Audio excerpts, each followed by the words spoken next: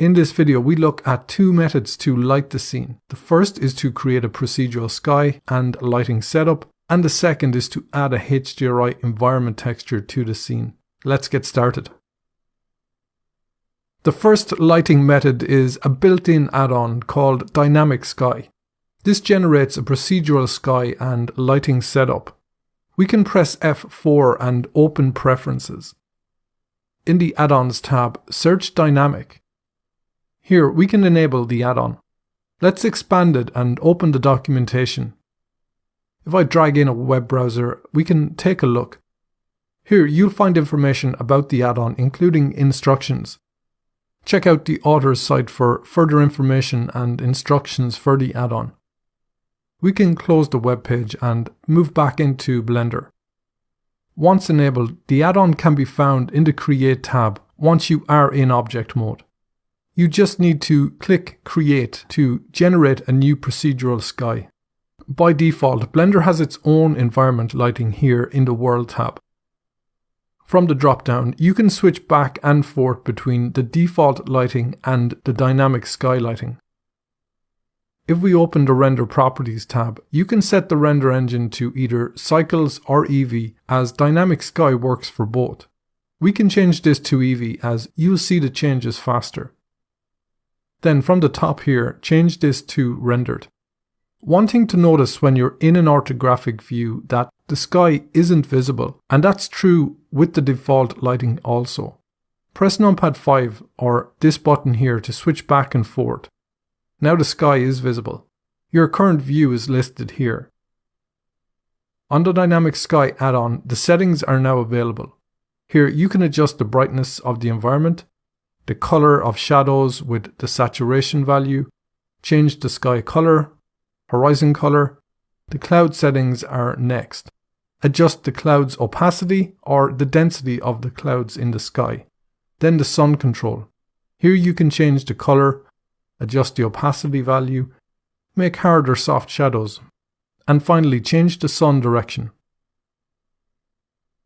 The second method we can look at to light the scene is using HDRIs. These are high dynamic range images that provide a greater range of luminosity to light scenes. We can open a web browser first. In search, type HDRI or Polyhaven. This site have a great range of textures, models, and what we want now, HDRIs. I'm looking for outdoor images as this will be visible in the background, and I'd like there to be a few buildings. Choose one from here. From this page you can choose the resolution. I usually start with 4K images and increase that if necessary. The format we want is HDR. Now download. This can be saved in my project folder, so save the file. We can open back up Blender. Then we can come back to the Scene tab. From the drop-down, we can switch this back to World. To add in the HDRI, we can click this yellow button on Color here. Then choose an environment texture. That changes the color of the screen, and this is a warning of a missing texture, even though we haven't added a texture yet. Anytime you see this color in Blender, it indicates a missing texture file. This is one reason why keeping your textures and related files together is really important. We just need to add a texture here, so click Open. Navigate to where you saved the HDRI. Select it and we can open Image and add this into the scene. Once you are in a perspective view and rendered is the shading type, the image should be visible. You have the strength value and more properties for the HDRI here. It's also possible to control the HDRI's position and rotation, so let's switch into the Shading tab up top. We can switch to Rendered in here also. In the Shading type drop-down, we can switch this to World. That makes available the nodes for the HDRI. Here you can adjust the strength and other properties. Earlier in the course, we enabled the Node Wrangler add-on, so make sure that is enabled. That way, if we select this texture node and press Ctrl+T, a mapping and texture coordinate node are added. then we can click into the Z rotation and rotate the HDRI for its best position. Let's switch the shader type back to Object. Then we can switch back to the Layout tab.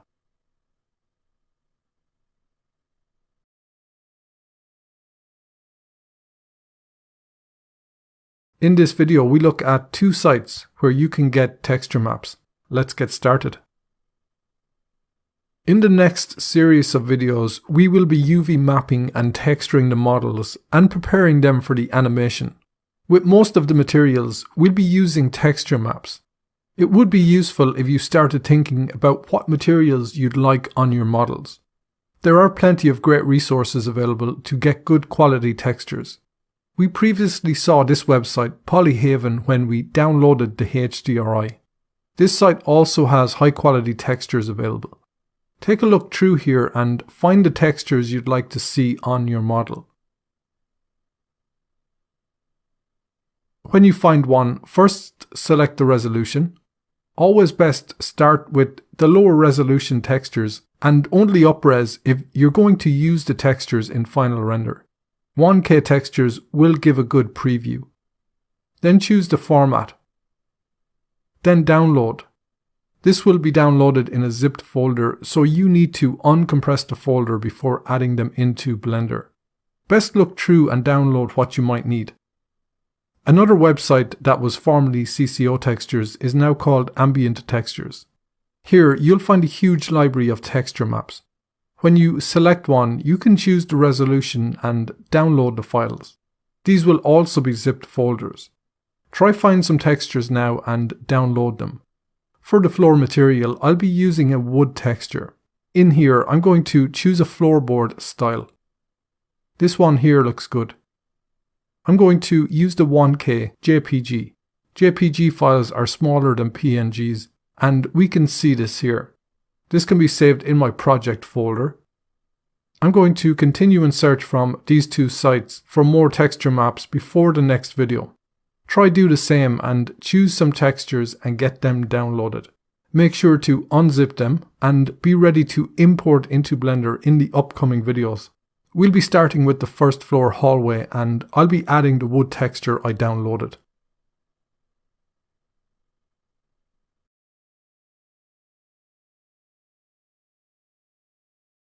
In this video, we look at how to UV unwrap the floor and how to add the texture maps to the floor material. Let's get started. To begin, in the outliner, select the Empty House Plans collection and press Delete. To begin, let's select the roof and the railing objects. Press M and we can move these into the Archimesh collection. When using texture maps in materials, the objects need to be UV unwrapped. UV mapping is the process of laying out the 3D objects' UVs in 2D space so that 2D textures can be applied to the surface. We can work through the first floor hallway as an example and UV map, then create a material. If we press M for a moment, we can count what number the first floors are listed. These are 5. So escape from this menu and press 5 on the keyboard, not the numpad. That will isolate collection 5. Let's select the hallway, and you want to make sure the scale is 1 in the X, Y and Z. That's fine, so no need to apply. This floor has two modifiers, a solidify modifier giving this thickness and also a Boolean modifier. Both will need to be applied. So we can press Ctrl+A and apply both in order. Let's switch into the UV editing tab next. Press the / key to isolate the floor. When you use a Boolean modifier, it can leave the mesh needing some cleanup. So press Ctrl+ spacebar to maximize this screen. This short edge here is not connected, so select the vertices top and bottom. Press J and connect them. Then select the top 2 vertices. Press J and connect these across. Repeat that underneath and connect this across. That way all faces are now quads. This is now ready to unwrap. We next need to add some seams. Seams cut the object's UVs and allow them unfold flat on the UV grid. This object will only be seen on the top and the side face here down by the stairs. Let's press and hold Alt and select all the top edges around the top. Press Ctrl+E and mark a seam. Press numpad 7 for a top view. Select the top faces. Press U and we can choose Project from View. Let's click back to Previous to see the unwrap. Press S and scale this up to maximize its space on the UV grid. In the UV editor, we can switch on this setting, UV Sync Selection. This will show the UVs whether they are selected or not. It also lets you select and manipulate UV faces. Select the top faces again. Press Ctrl+I and invert the selection. Press U and we can do a smart UV unwrap for the remaining UVs. Let's press G and drag this off grid. Most of these faces won't be seen, so we only want the two side faces here, so select them. In the UV editor, press G and drag over to the edge and leave them beside these faces.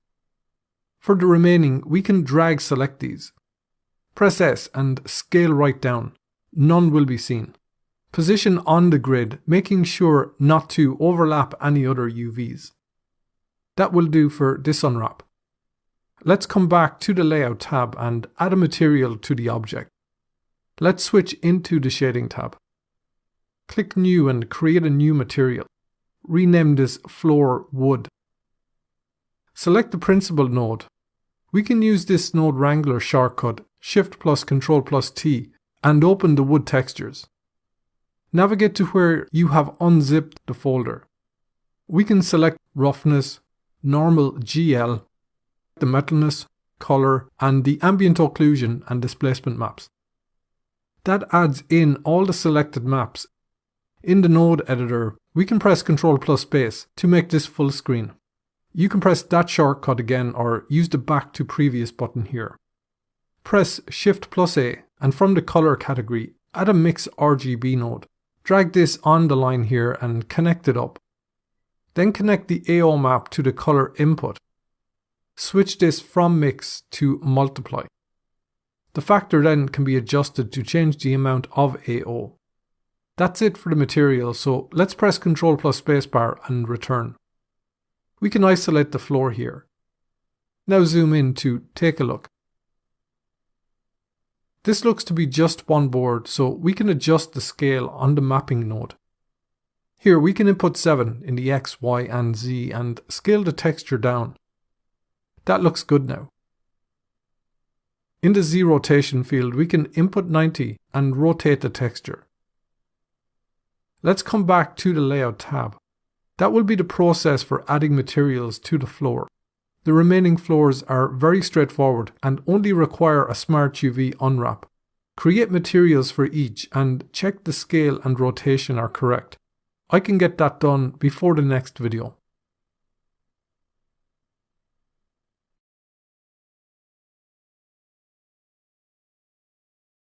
In this video, we look at applying the wall modifiers and creating wall material. Let's get started.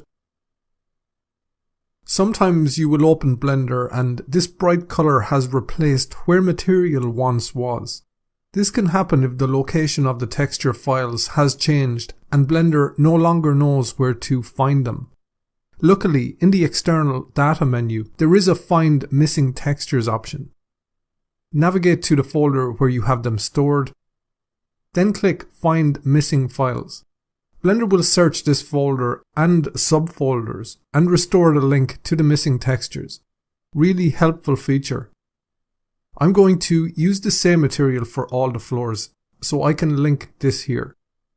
To begin, we can come to the outliner and press Alt plus H and unhide all the objects. Drag select these environment objects here. Also select the base slab. Press M and create a new collection. Rename this environment and add these inside. Switch this collection off also. We have two very different wall objects as to the way they were created and how they will be unwrapped. Let's start with the more difficult, and that's the bottom one. We'll be using texture maps to create materials for the walls, so this will need to be unwrapped. This also means it's time to apply the modifiers and tidy up the mesh. We can press Ctrl+H and choose the GF wall collection. That will hide all other collections in the scene. In the modifiers tab, we can start with the solidify modifier. Make sure it's active. You need to apply modifiers in order, as not doing so will have unusual results. The order is how they are currently being calculated. Press Ctrl+A and apply all these modifiers. That makes the openings permanent.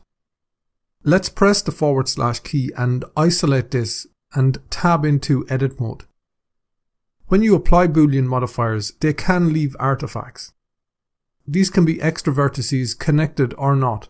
These may cause issues when we are animating, so best address them now.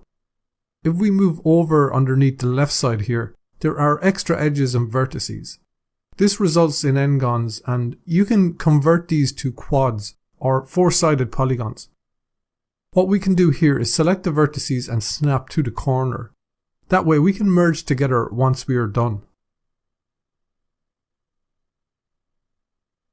Let's repeat that on the far side here. Snap these to the closest corner.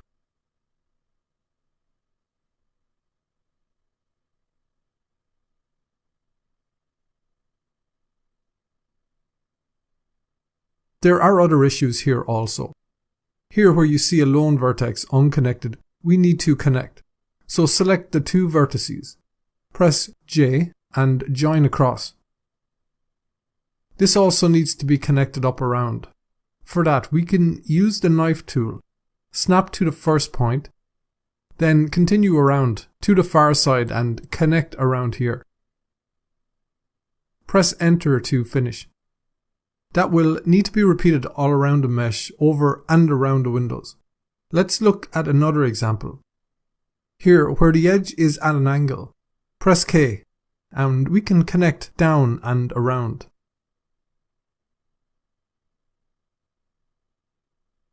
Now connect up the far side.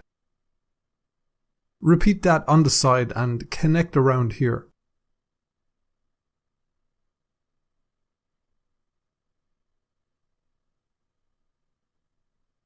That leaves tries or three-sided faces. Select the two faces.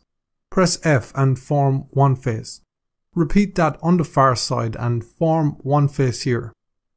That's going to be the process all around this section. When you select a face, it needs to have four edges, not an n-gon like this face here. I'm going to quickly work around and finish this off. I'll speed up this part of the video.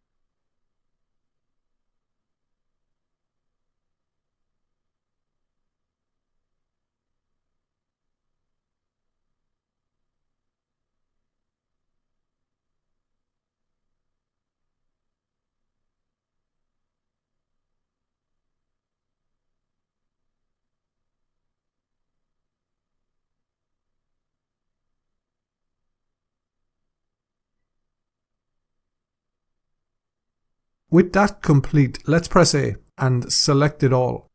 Press M and we can merge by distance.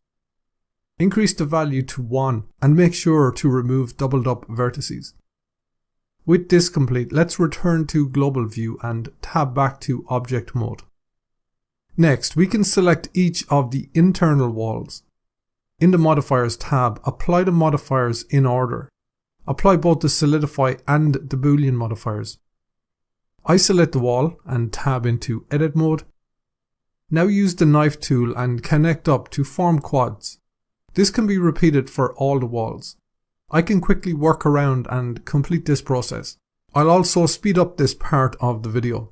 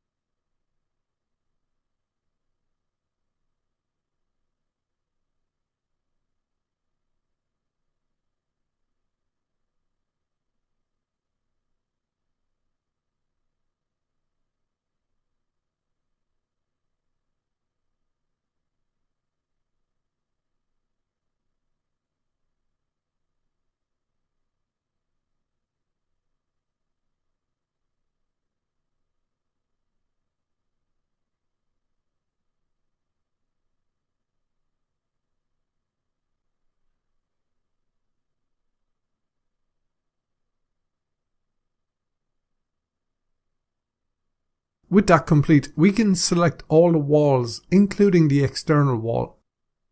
Press Ctrl+J and join them into one object.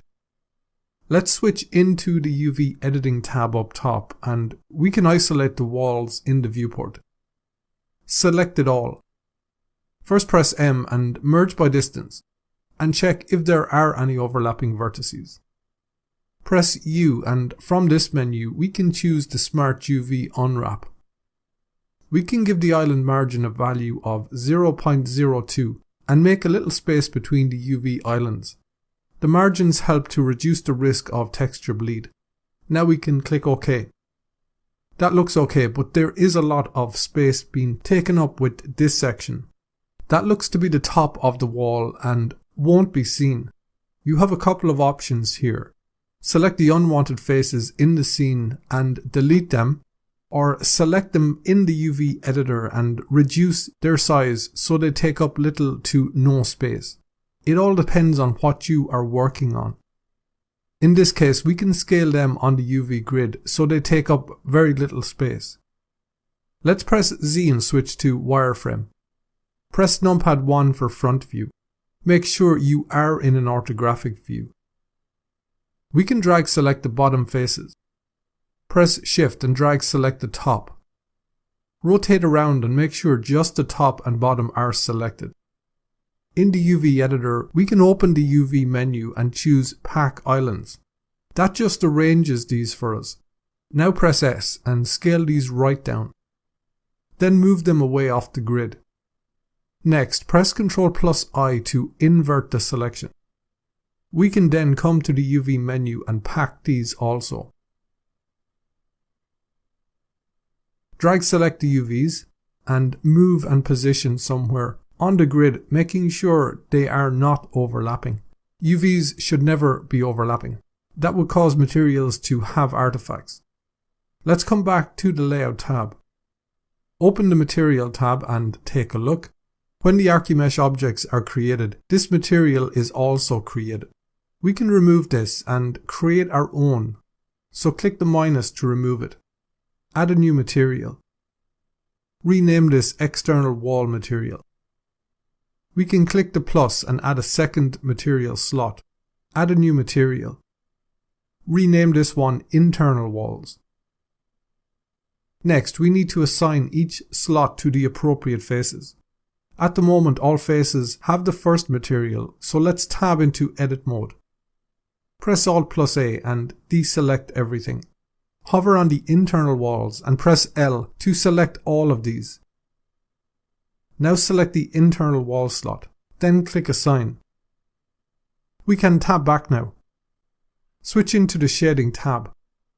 Select the external wall material, then select the principled shader and press Shift plus Ctrl plus T. I have downloaded the Plaster 1 material from Ambient Textures, so I can add these in here. These may need the scale reduced as I'd like this very fine plaster. Here I can input 5 in the X, Y and Z. That looks better.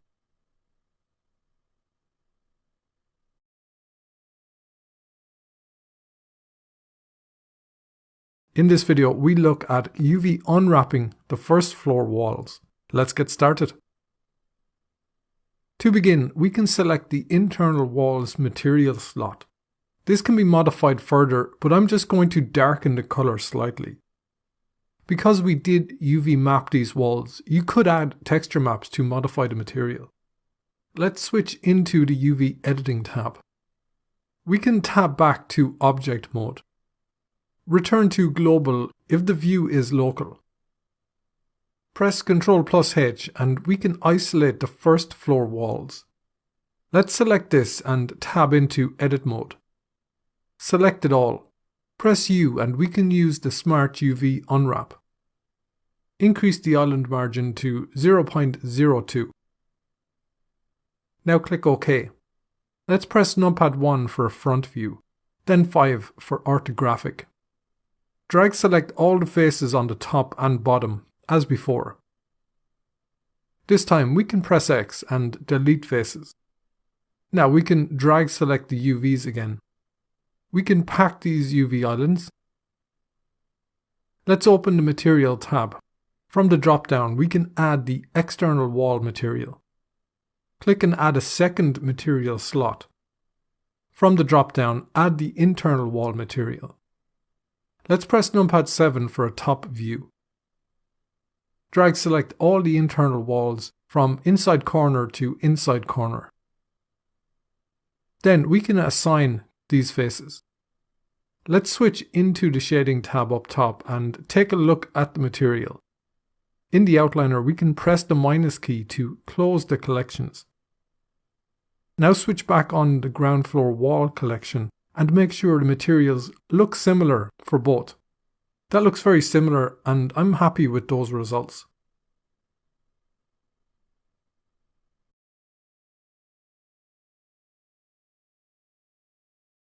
In this video, we look at adding a concrete material to the sill. Let's get started. Let's hide these two wall collections and switch on both the window collections. Let's select one of these windows first. I've gotten a concrete set of texture maps I'm going to use on the window sill. I was looking for a rough granite but couldn't find one, so settled on the Concrete 6 from Ambient Textures. In the Materials tab, we can come and select the window marble material slot. I'd like to swap this out for a concrete material. We can drag select these three nodes here. Press X and delete them. Then connect the Principled Shader node. I can speed up adding in the texture maps as we have seen this before. The important thing to note is that to use these maps, we need to add a UV map. These objects don't have a UV map when created, and we can see that in the Object Data tab in the UV Maps tab. Let's click the plus and add one. Then we can switch into the UV Editing tab up top here. Select it all, press U and we can do a Smart UV project.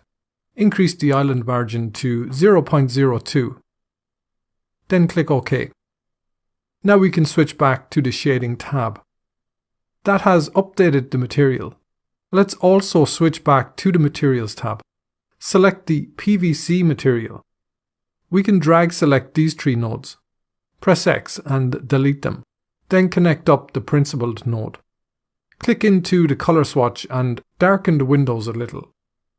Also reduce the roughness value to 0.3 and give this a PVC look. The plastic and glass material will be fine, no need to modify these. One thing that will help the window sills is to add a bevel to the edges. Select the sill and open the Modifiers tab. Here we can add a bevel modifier. Now reduce the value to 2 mm. Then if we shift select all the windows close to the same size as the one we've modified. Finally select this one, so it's the active object. Press Ctrl+L and make links and copy the UV map. Then again for the modifiers and bevel all these windows. If you're lazy, you can repeat that for the large windows, however the scaling will differ slightly, so you could UV unwrap them individually.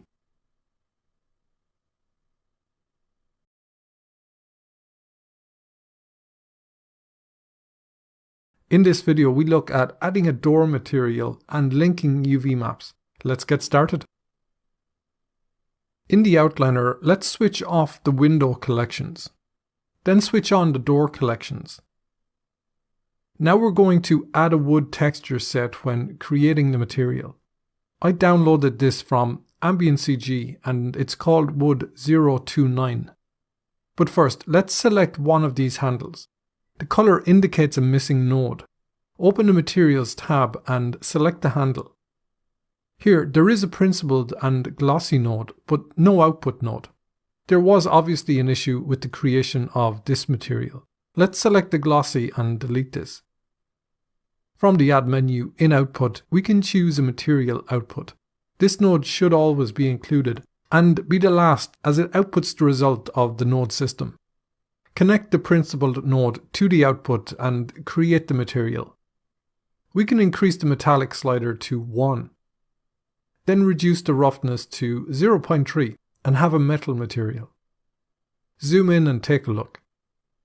That looks good. Make further modifications if necessary, but that's fine for now. All handles will update as they all use the same material. Next up is the front door. We can add in texture maps and that way we can preview the material as we unwrap and find the correct scale. In the Materials tab, select the door material. We can drag select all these 3 nodes. Press X and delete them. Now connect up the principled shader. We can add in the texture maps now and I can speed up that process. You will have noticed the material isn't visible because the door has no UV map. We can increase the scale to 3 in the X, Y and Z here. Now we can switch into the UV editing tab. Press Z and switch to Material Preview. Let's make this object local and focus in on it. For the wood material, I'd like the grain running top to bottom on each length. That will involve making sure the UVs are rotated correctly to match the orientation of the door frame. Let's select it all. Press U and we can first give this a UV map, so use the Smart UV Unwrap. Set the island margin to 0.02. Now click OK. As we can see, the UVs are not orientated correctly, so we'll have to manually rotate them. Select the glass panels front and back. Press S and scale these down and leave at one corner. Procedural materials don't require UV maps, so these can take up little to no space. Let's also press H and hide these. Come into a front view first. Press Z and switch to wireframe shading. Drag select the faces left and right. In the UV editor, press R, input 90 and enter. Press G and drag off the grid for a moment. We can start manually packing these now so they can all fit without overlapping. I can quickly rearrange the UVs. I'll make this full screen so you can see this. These can be packed in the one corner first so they can be scaled up once packed.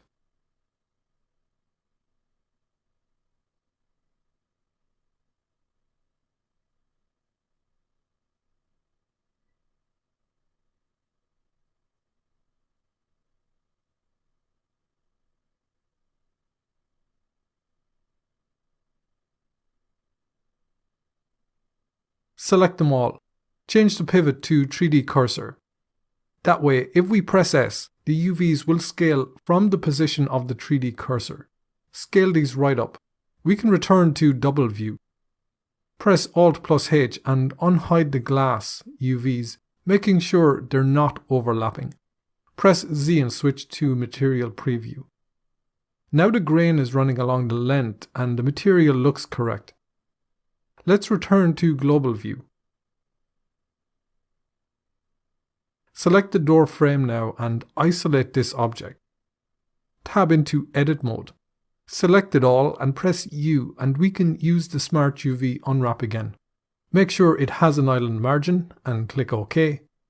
Select any faces where the grain is flowing the correct direction. These few here. Press Ctrl+I and invert the selection. On the UV grid, press R, input 90 and enter. Now quickly pack these onto the grid. Have them arranged so we can scale up in a moment.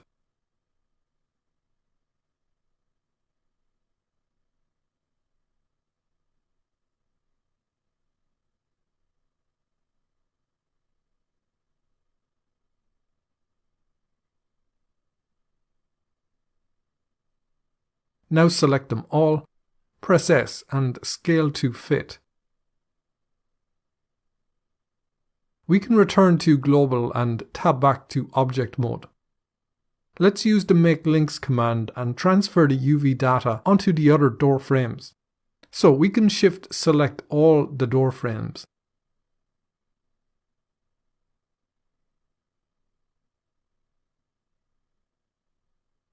Then finally, the door frame we just modified. This is now the active object. Press Ctrl+L and we can copy the UV maps.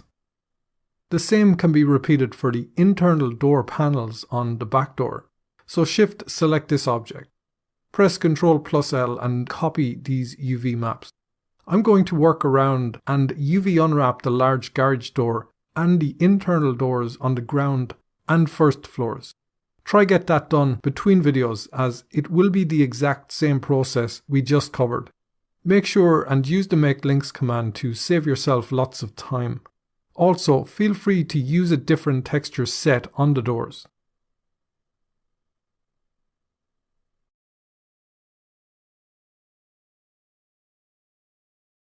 In this video, we UV mapped the external walls and used the Seams from Islands command to help speed up the process. Let's get started. Hopefully you got the doors unwrapped and we can move on to the environment. Let's switch back to the Layout tab. In the outliner, we can switch back on the environment collection. In the scene, press Ctrl+H and isolate this environment collection. Let's select the wall and we can create a new material. Rename this wall. Select the ground plane and create a new material from this also. Rename this environment. The ground plane will be split into separate objects to make management of the elements easier. For now, let's focus on the wall. So select it and we can first add the texture maps to help UV map this. I've gotten the brick 066 from Ambient CG for this material. So I can quickly add these in here. Let's tab into Edit Mode. Select it all. Press U and choose Smart UV Project to start this off. The scaling looks a little off, so increase this to 7 and take a look. Let's switch into the UV Editing tab. We can first remove the bottom faces on this. So press Numpad 1 and switch to Wireframe Shading. Drag select the bottom vertices. Press X and delete faces. Now we can select it all. Press M and we can merge by distance and check for overlapping vertices. Press U and choose the Smart UV Project. Increase the island margin. Now click OK. Press Z and switch back to Material Preview to take a look. That looks like it could be improved. Let's come to the UV menu and choose Seams from Islands. This will mark in the seams created by the Automatic Unwrap Smart UV project. If we look at the corners, it's clear these are still partially connected. So let's press Numpad 7 for a top view. Switch to Edge Selection also. Press Z and switch to Wireframe. Now drag select the corners. Hold the Shift key and add these to the selection. Press Ctrl+E and mark seam. Select it all again. Press U, and this time we want to add to the UV unwrap, so choose the first unwrap option. That tidies that up much better. Let's press Z and switch to Material Preview and take a look at these orientations. There are a few walls that need their UVs rotated. In the scene, we can shift select these walls.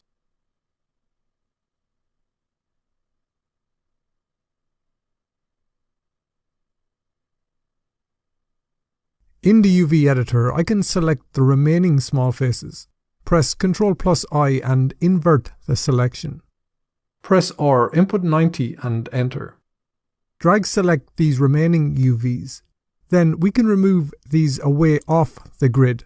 Now drag select all of these and position back on the grid. Now drag select these small ones and pack them back in here.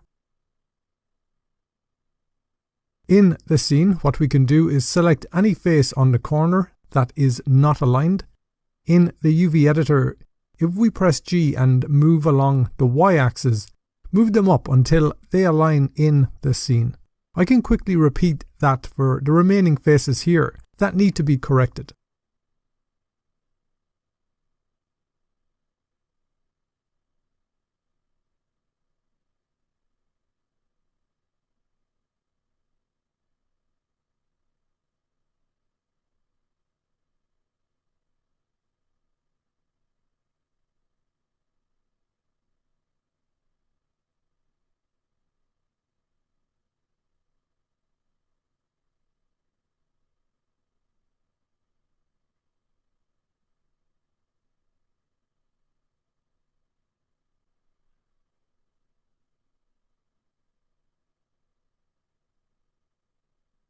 That looks good.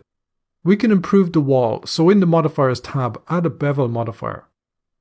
Reduce the amount to 5mm. If this isn't being applied to the wall, expand the Geometry tab. In here, uncheck Clamp Override.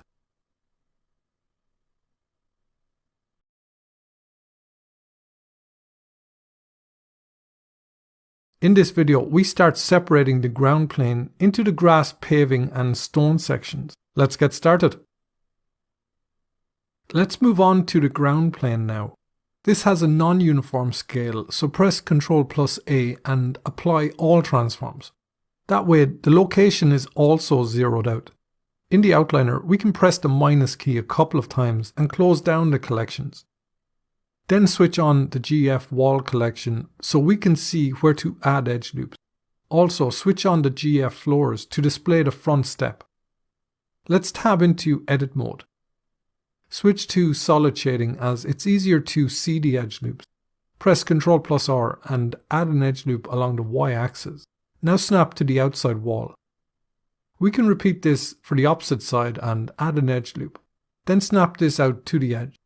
We can also add one to the front and snap this in here. Then add an edge loop to the back and snap this in here. Let's open the Material tab. We'll be using particle systems to create grass and stones, so we need to separate this plane first. Let's select the faces that will have grass applied first. We can start selecting all the faces around the front and side. Then select the center faces around the house. All these faces will be the grass area. Press P and separate selection. Next, we can select the faces at the front here. These will be paving. Press P and we can separate this selection. The remaining faces will be the stones, so let's update the material name. Rename this Stones. We can drag select the faces directly underneath the building. Press X and delete these. Select it all now and press U and we can use Unwrap. This will do for the unwrap, so let's tab back and select the grass area. Now tab in here. Select it all and we can unwrap this also. Finally, we can tab back and in the Material tab, click and remove the stones material. Click New and create a new material and rename this Grass. Select the paving and tab in here. We can unwrap this also. Planes don't need seams, so the basic unwrap always does the trick. Let's tab back. Remove the material here also. Click and add a new material. rename this paving and press enter. You can work ahead and find some texture maps for this paving material, then add those to update the material. You can also add grass textures to the grass material and stone or gravel textures to the stone material. These will be the base material for the grass and stones, and we'll be adding a particle system over those too. I can also add in the texture maps between videos.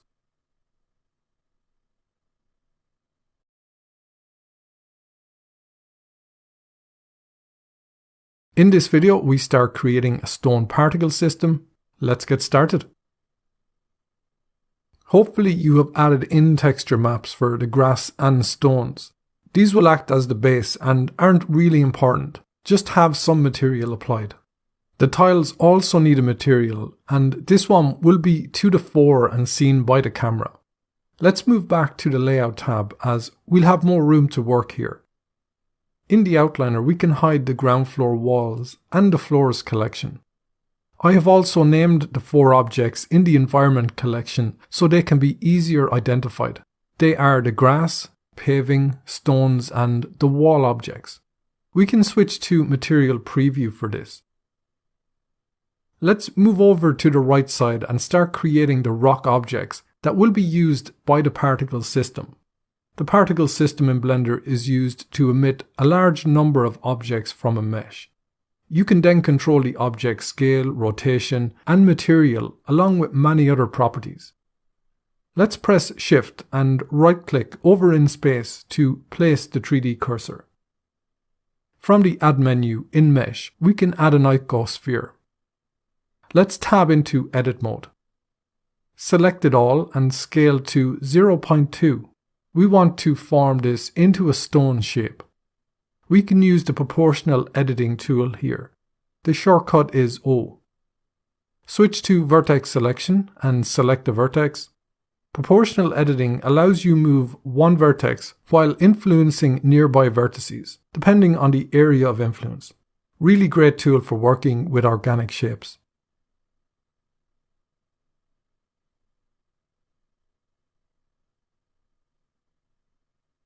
Roll the mouse wheel in or out to decrease or increase that influence.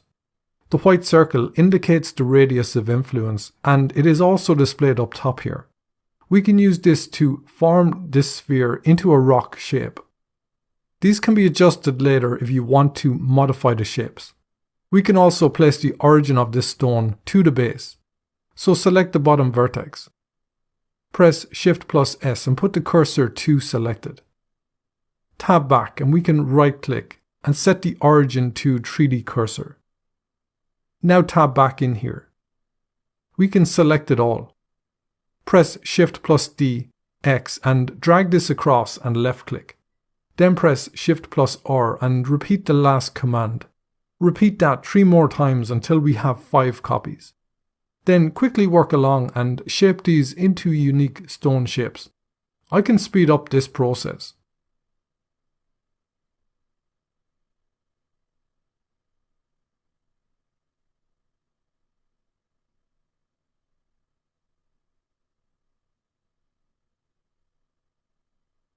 Once this is complete, let's select them all. We want these separate objects, so press P, and this time we can choose by loose parts. Let's select what's left. Press U and we can unwrap with the Smart UV project. Click OK. We can tab back now. With them all selected, press Ctrl+L and make links and copy UVs. We can also come to the Material tab and from the drop-down search stones. Press Ctrl+L and make links to the material. Next, we can press M and create a new collection for these stones. Name this stones and add these in here. Then we can drag and drop the stones collection into the environment collection. To create the particle system, we can first come back and select the stone object over here. Then come to the Particle Properties tab. Now click the plus to create the particle system. Then press F2 and rename this particle system stones. The emitter type can be changed to hair. This creates extrusions from the mesh. We can control what is extruded, so let's come to the Render tab. From the Render As drop-down, change this to Collection. Then we can pick the stone collection from the Instant Collection field. We can zoom into the mesh here and take a look at how these are emitting. They look a good size, but we do need some more, so let's come back to the particle properties. Check on Advanced here. This will enable more options. Let's check on rotation and expand the properties. I find the normal orientation axis works well here. That way we can use the randomize slider and randomize the rotation. Because these are about the same size in the render area, we can use the scale random to randomize the scale between the different stones. We also need to emit more stones as it looks quite sparse. Up top, we can input 20,000 in the number field and increase the amount greatly.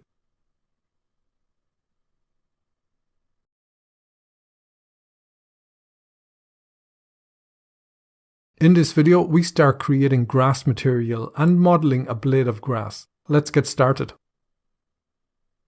We first need to model a blade of grass. We can come into a front view and zoom in here.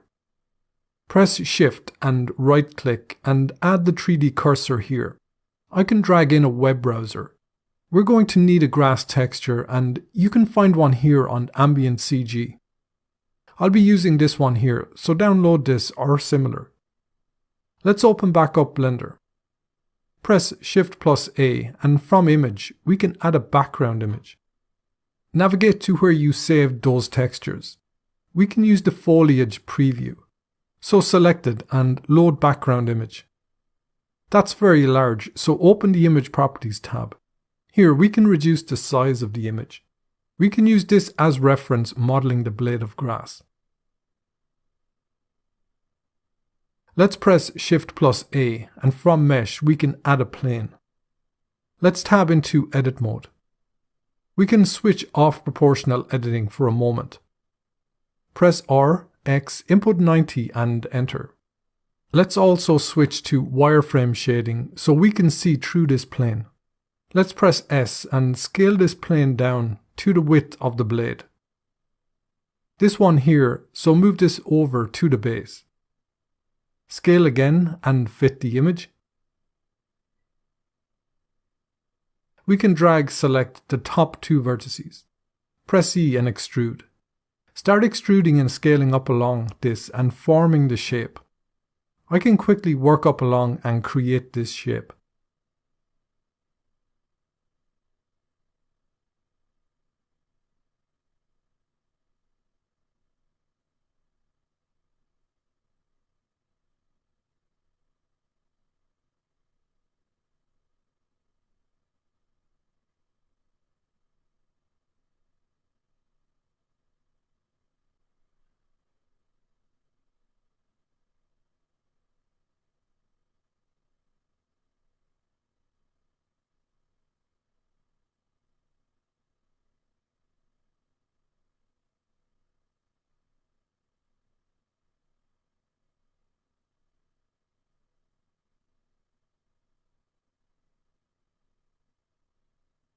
Let's come into a side view. Switch back on proportional editing. Select the vertex and press G and drag this back and form a curve or how a grass blade might look.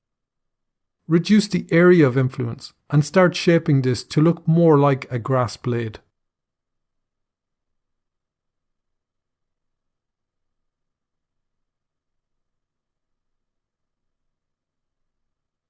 Next, we can add a material.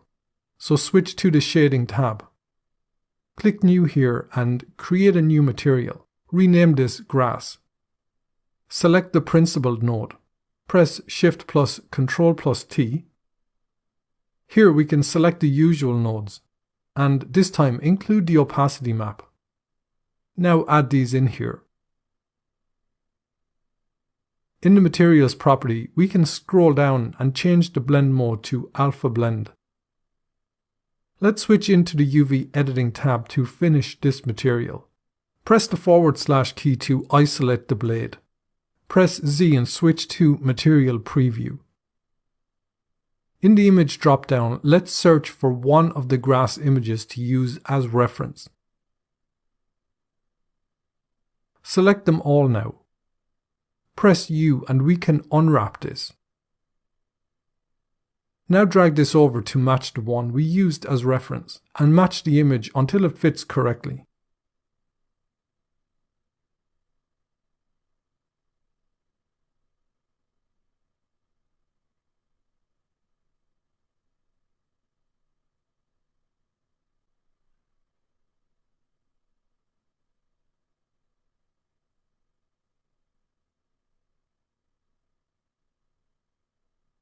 We can tab back to take a look. Next, we need to make a clump of grass, so tab back in here. Drag select the bottom vertices.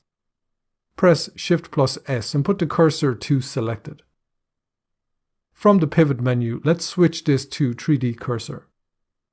Let's come into a top view so we can rotate the copies more easily. Select it all. Press Shift+D and rotate around a little. Then left click. Press Shift+R and repeat that a few more times. We can create a second clump to help add variation to the grass. Select it all. Press Shift+DX and drag this away.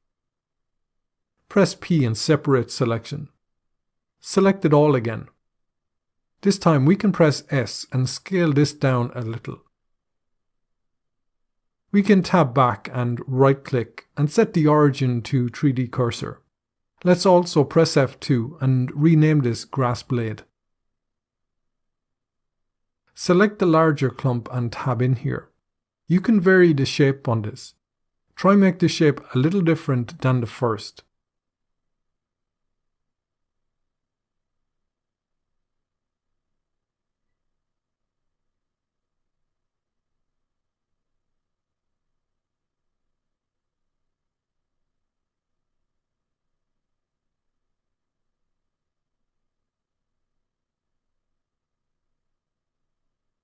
Now drag select the bottom vertices.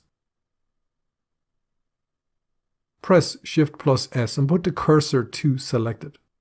Now tab back and right click, then set the origin to 3D cursor. We are finished with the background image now, so select this, press X and delete.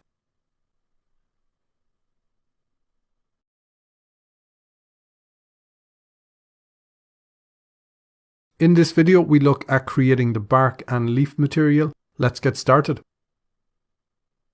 When creating material for this tree, we'll need to get some textures. On ambient textures, there are both leaf and bark textures available. These textures are available from other sites also. Try get both texture sets downloaded and we can set up the material on our tree. We can open back up Blender. This gets created in two pieces. There are the leaves and the tree trunk. We can move these independently. I can right click. You're better off not moving the leaves as they are specific to the trunk. If we select the tree trunk and move this, the leaves are parented and will move along. This is how you want to move the tree. When duplicating, make sure both objects are selected. Let's start with the tree trunk. We can switch into the UV editing tab. This object is a curve, so we'll need to convert it to a mesh before UV mapping. So tab back to object mode first. Then from the object menu, we can come down to convert and choose mesh. Now we can tab back into edit mode. The tree is made up of separate objects and makes it easy to unwrap. The trunk is one object and the branches are a collection of separate objects. We can focus on the trunk and leave the branches. They are on the grid here and there is no need to update those UVs. They would take up too much space and would not be seen up close. So we can first add some seams to the trunk. So we can Alt select an edge loop about 1/4 the way up the tree. Hold Shift and select another edge loop about halfway. Then finally Alt select an edge up 3/3 of the way up. Press Ctrl+E and we can mark a seam across these edges. Then if we rotate around to the back of the tree, we could Alt select an edge running top to bottom. Then we can mark a seam here also. Then press Ctrl+L to select Connected. We can press U and unwrap. We can then press Ctrl+I to invert the selection, and in the UV editor press S and scale down the branches so they take up less space. Let's add in the texture maps and create the material. So let's switch into the Shading tab. In here, click New. Rename this Tree Trunk. I can speed up adding in the texture maps. Let's press the / key to isolate this. The scale needs adjusting, so I can input 5 in the X, Y and Z. That looks better. Let's return to Global View and select the leaves. We can click and add a new material. Rename this Leaf. Then if we select the node here, I can speed this up and add in these textures. Then in the Material tab, come down to the bottom, update the Material Blend mode to be Alpha Blend, and that way it uses the opacity channel. We need to adjust the UVs, so let's switch into the UV Editing tab. In the image settings, we can X off whatever is here. Then in the drop down, find the leaf texture from the material. This one here. I can drag the UVs away for a moment so you can see the texture. We need to place all the UVs over one of the images here.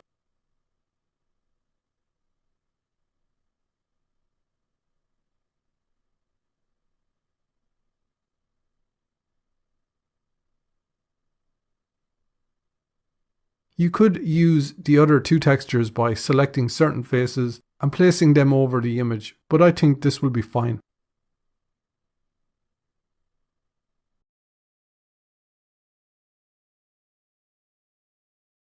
In this video, we look at creating a tree with the sapling add-on. Let's get started. The first thing we can do is press F4 and down here open Preferences. Open the Add-ons tab and in the search box type sapling. This is in the Add Curve category, Sapling Tree Gen. Enable this and we can close Preferences. Let's come back to the Layout tab first where we have more screen space. These objects get created at world origin, so in the outliner, let's right click beside the scene collection up top. Here we can create a new collection. This should be created below here. Double click and rename this tree. Once it's selected, anything we add will get added inside. Press Ctrl+H and choose the tree collection. Then from the Add menu in Curve, we can choose the Sapling Tree Gen. That generates a base tree in the scene with a Properties box. This Properties box is temporary and remains while you modify the tree. Using another command will close the properties for good. However, if you only accidentally click away, you can get these back by pressing F9. We can start up top with the Settings tab. Here the tree creation process is listed in the order you might work through creating the tree. We can start with Geometry. We can also load a preset from the menu below here. For this, I can choose a Douglas fir. That makes this very large, so in the Scale field, let's input 1 and reduce this in size. You can also make adjustments to these settings, but let's move on to the Leaves tab next. Here we can check on Show Leaves. This can help greatly when designing a tree. Change the leaf shape to rectangle. That will make UV mapping easier. Now we can move on to the Branch Splitting tab. The first setting here is Levels. This will increase the number of secondary branches. We can increase this to 4. This will greatly increase the number of branches and leaves on the tree. Feel free to experiment with the tree style and settings, but I'm happy with this tree now.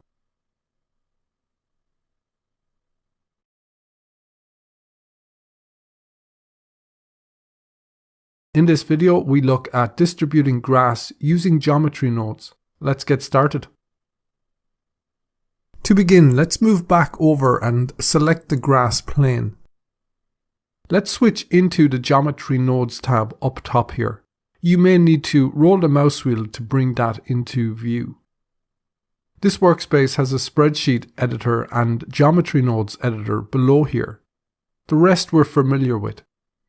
In the Modifiers tab, we can add a Geometry Nodes modifier from here, or we can click this new button and add one. Let's rename this GN Grass. I usually use a suffix to help identify objects. It's especially useful when you have many similar objects in the scene. This has created two nodes, a group input and group output. In between is where we'll instance the grass objects using the points distribution node. Geometry nodes are similar to the particles we use to create the stones. In the spreadsheet, the object's vertices are listed with each one's x, y and z coordinates in 3D space. Let's press Shift plus A, and from points we can use a distribute points on faces node. Drop that over the line and connect it up. Straight away that scatters small points around our plane. What we can do is replace these points with the grass clumps by instancing in place of the point positions. You may also have noticed the plane has been replaced by this distribution of points. There is a join node that we can combine objects. So press Shift plus A, and from Geometry, we can select the Join Geometry node. Drop that on the line to connect. Then take the original geometry and connect this up to the Join Geometry node. I can tidy these nodes up so you can see where each line is coming and going from.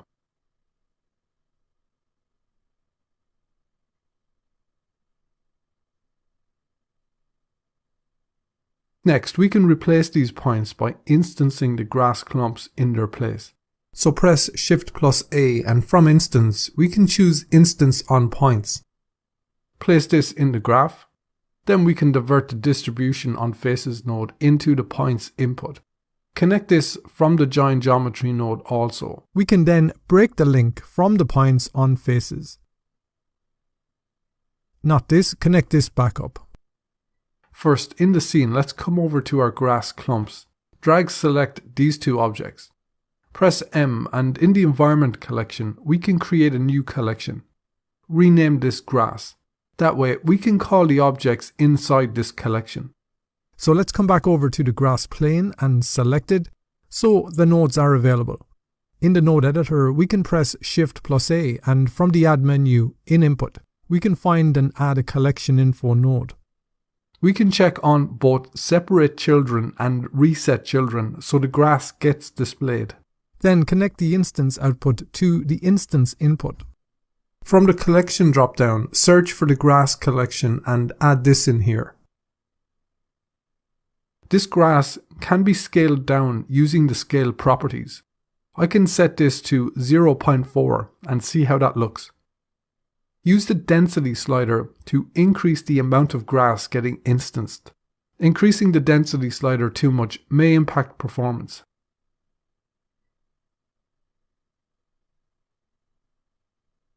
Also, use the seed property to randomly vary how the grass is instanced. Use the Disable in Viewport button when the grass is not needed to free up the scene.